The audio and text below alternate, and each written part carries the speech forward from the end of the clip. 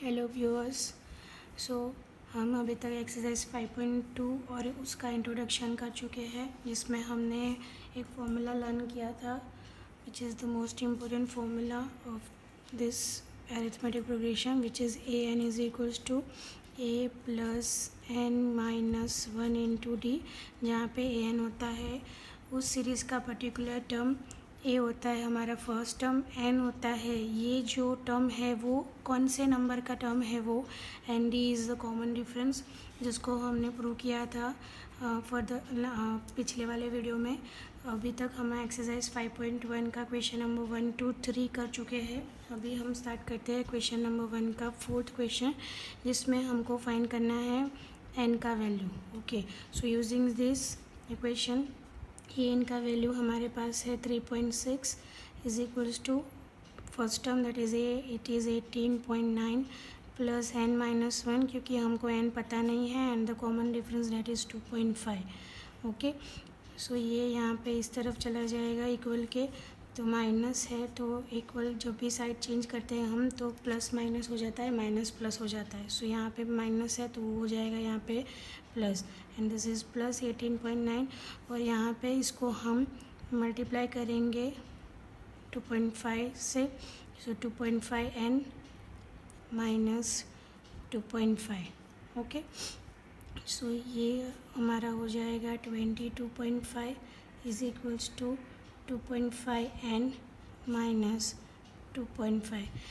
ये minus 2.5 equal के इस तरफ आ जाएगा तो ये हो जाएगा plus, it is 22.5 plus 2.5 is equals to 2.5 N. Okay, so यहाँ पे ये एडिशन हो जाएगा 25 is equals to 2.5 N. Okay, so यहाँ पे ये डिवीजन में चला जाएगा, 25 divide by 2.5 is equals to N, therefore 10 is equals to N, therefore N is equals to 10। मतलब यहाँ पे इस पर्टिकुलर सीरीज़ का nth term that is 10th term जो है वो है 3.6। Okay, now further move on the question number 5 in which a is given 3.5, d is given 0, nth term दिया है हमारे पास 105। सो ए एन का वैल्यू हमको फाइंड करना है using the equation that is a N is equals to a plus N minus one into d. Okay, so a n पता नहीं है हमको, ए हमारे पास है 3.5, एन है हमारे पास 105 minus one into D that is 0। सो यहाँ पे हो जाएगा 3.5 plus 104 into 0। You know that किसी भी नंबर को 0 से मल्टीप्लाई करने पे आंसर 0 आएगा, so the value will be 3.5 plus 0, so the answer will be 3.5। So you can see that कि ये जो सीरीज़ बनेगी वो एक कांस्टेंट सीरीज़ बनेगी, because we have the common difference 0। Okay, so यहाँ पे क्वेश्चन नंबर 1 ख़त्म होता है। Let us move on the question number 2 in which we have choose the correct choice in the following and justify answer. Okay, so here 30th term of an AP is dash, we have to find. तो यहाँ पे जो AP किया है that is first we write AP that is 10, 7, 4 up to.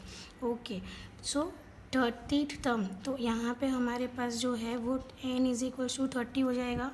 Yes, now what is the first term, first term हमारे पास हो जाएगा 10। Now common difference d हो जाएगा 7 minus 10 that is second term minus first term, so the value will be -3। Okay, so यहाँ पे हमको A N find करना है। A N is equals to using the formula that is A plus N minus one into D.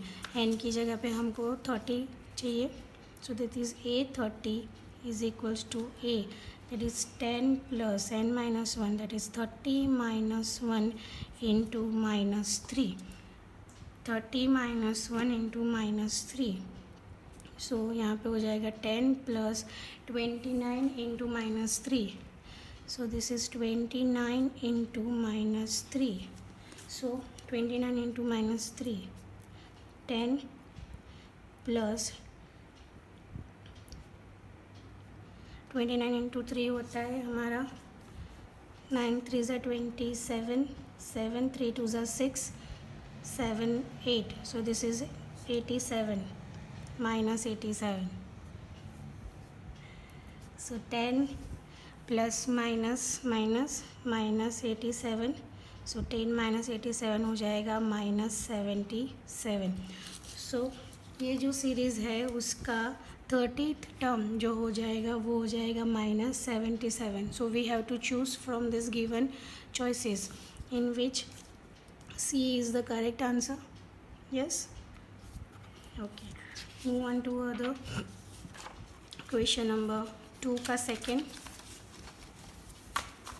in which 11th term of this particular AP we have to find. So okay, so first of all let us just write AP, that is minus 3 minus 1 by 2 2 dash.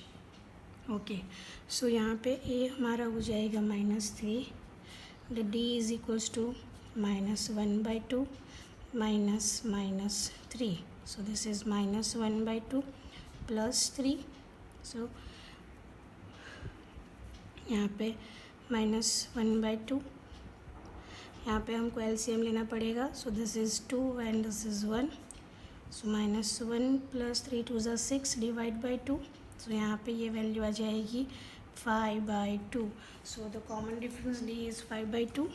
Okay, now what we have to find, we have to find the 11th term. तो n is equals to क्या हो जाएगा 11. So using the formula that is a N is equals to a plus N minus 1 into D. So first a term a is -3 plus 11 minus 1 into d, that is 5 by 2. Okay, so this is -3, 11 minus 1 is 10, so 10 into 5 by 2. So you can divide, so 5 2s are 10, so this is -3 plus 5 5s are 25, so this is plus minus -3 plus 25, so the answer will be plus 22. ओके, so हमारा जो 11 term हो जाएगा इस particular series का, that is A11 is equals to 22. So we have to find the find from this given choices. So question answer b is the right answer, that is the term is 22. Okay, let us move on the question number 3. Okay, question number 3 is, in the following APs find the missing terms in the boxes. Okay, so here we are given an AP in which the second term is missing. So first we write which terms are given. So यहाँ पे हमारे पास first term है, that is 2. A3 है हमारे पास, that is 26, and we have to find the A2. Got it? So A3 को हम ऐसे भी लिख सकते हैं using the formula that is AN is equals to A plus N minus 1 into D. So what is the A3? A3 हो जाएगा हमारा A plus 3 minus 1 into D, yes और no, which is A plus 2D. और A3 का value हमारे पास है 26. Yes, सो हमको बेसिकली जो भी टर्म फाइंड करना है वो फाइंड करने के लिए हमारे पास डिफरेंस होना ज़रूरी है. तो यहाँ पे सबसे पहले हम तो कॉमन डिफरेंस डी फाइंड करेंगे.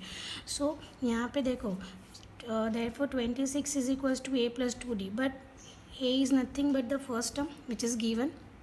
सो यहाँ पे हम क्या करेंगे, फर्स्ट टर्म का वैल्यू इस इक्वेशन में रख देंगे. It is 26 is equals to 2 plus 2D. Therefore 26 minus 2 is equals to 2D. Therefore 26 minus 2 is 24, so 24 is equals to 2D. Therefore 24 divided by 2 is equals to D. Therefore D is equals to हो जाएगा 12. Clear? सो यहाँ पे हमारे पास common difference भी आ गया है. So we can easily find the second term, that is A2 is equals to nothing but you know that is A1 plus D. ये तो हम पहले से ही करते आ रहे हैं कि सेकेंड टर्म हम फाइंड करते हैं तो फर्स्ट टर्म में हम कॉमन डिफरेंस ऐड करते हैं। तो हमारे पास फर्स्ट टर्म था 2, हमने कॉमन डिफरेंस फाइंड किया है, दैट इज़ 12। सो A2 हो जाएगा 2 + 12, दैट इज़ 14।